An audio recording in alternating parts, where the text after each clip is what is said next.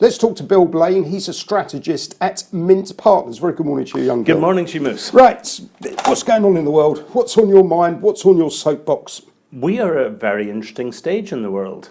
Over the start point of this week, we had looked like a serious wobble in the global stock markets, but yesterday we saw very, very strong recovery. Where do we go from here in global stocks? Going to be interesting. It looks like what we saw was a bit of a warning, though, and I suspect we're going to get close to a top in global stocks. If we look at the global bond market, it's clear that interest rates are rising. Yep. Now, we're going to get some confirmation of that, I think, with the last Yellen Fed meeting. But where do we go after that?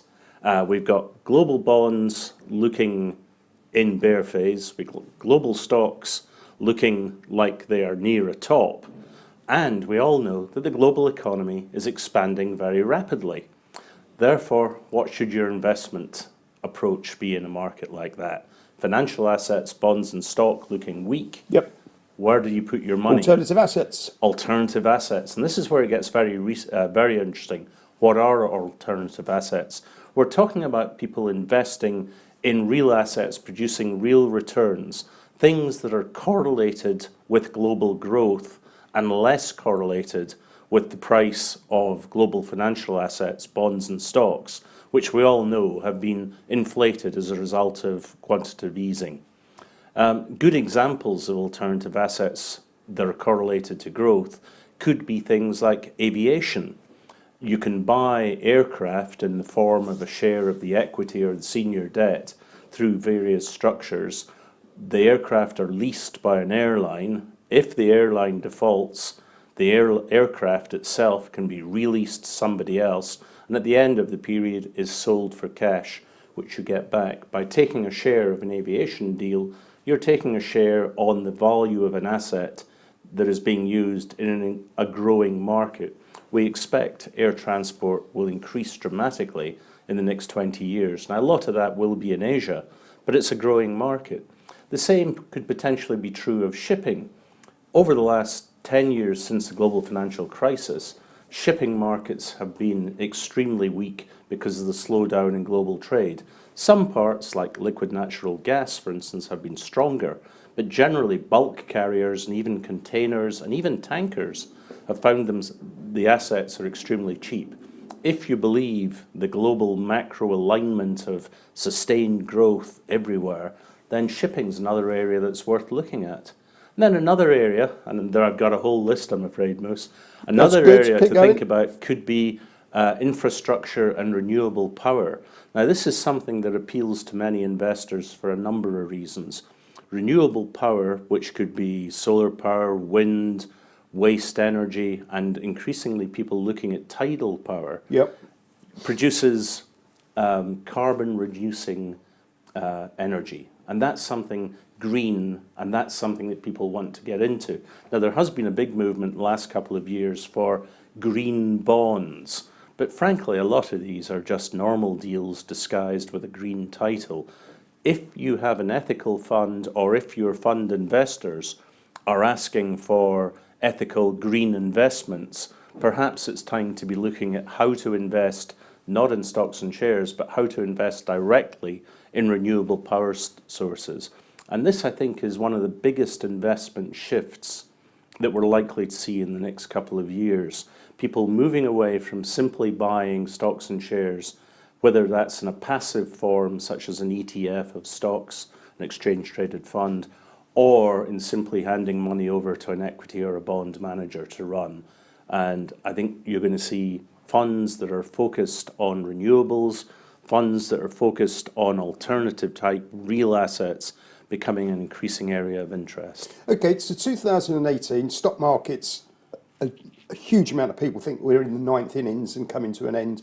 Bond market. You've been reading my morning porridge, haven't you? There are some people who think we're in the first innings because it's different this time. In terms of the bonds, obviously looking toppy, people are talking bear markets. And so in terms of alternative assets, I'm always interested in return on capital employed, okay? And some of these themes, everyone says, oh, this is the next fad, this is the next wave, okay? And they don't actually make you returns, okay? Where would you put your money in alternatives in 2018? Well, let me give you an example of some of the differences we're seeing in the market. You can buy high-yield bonds issued by sub-investment grade companies that are yielding 220 basis points over treasuries. You know that if interest rates rise, that company is going to run into troubles repaying its debt. Yep. We're going to see them struggle, and it's likely we'll see some kind of default, because for the last 10 years, they've been owned perhaps by private equity who has been leveraging them up in order to take out higher and higher dividends. So you're going to get a reward of 230 basis points over US Treasuries for buying that bond. That equilibrates to somewhere in the region of 4.5% or so. Or you can invest in an aviation asset where at the end of the day, you have an ownership slice in an aircraft that will be able to be sold in the market. Now, there are different types of aircraft markets. Some are more risky than others. I'm sure everyone's aware of the fact that wide-body aircraft are more difficult to place than the narrow-bodied mass multi-workhorses of the air. But if you're in the right kind of aircraft, you know you can sell it if the airline using it defaults. Okay. And airlines do default, Yep. but you can pretty much predict what is going to cause an airline default. For that risk, you're probably going to get paid somewhere in the region of 6-7%. So the actual return is far higher. And the risk of default is going to fall as the global economy recovers. I think the big risk for all alternative assets, though, and we've been talking here about an investment strategy based on investing in assets correlated to global growth, is that the current consensus that the globe is in a period of recovery might be under test. All the numbers point to recovery, but what if the US economy starts to slow next year? What if we see the current recovery actually just a very tired recovery after 10 years of very slow recovery? So I think there are some doubts beginning to emerge about just how strong the global macro environment is. Now, that would tend to suggest that you put money back into bonds, because bonds is where you invest in recession. But what does that then mean for the global stock markets? I think it's the most difficult year for a very, very long time, 2018. We had a fantastic year last year. You never realize that until you look at the numbers at the end of the extraordinary. year. You never realize how good it was. But this year we do face an enormous number of challenges.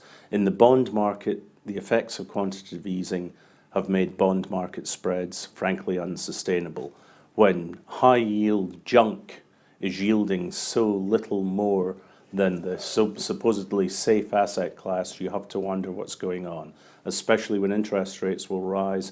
And also, I think we're going to see more global tension arise as well in terms of the destabilizing effects politically, but also the issues that may come about from more protectionism, whatever. In stock markets, we've had such a spectacular rise. Valuations are beginning to look stretched. Yep. I find it interesting when people are trying to justify further gains rather than protect themselves on the downside. And we have seen the VIX, the volatility index, Up rise. to 15 this Up to week. 15. But then the fact that it's actually come down since then has a whole bunch of stock analysts screaming, this is another buy signal.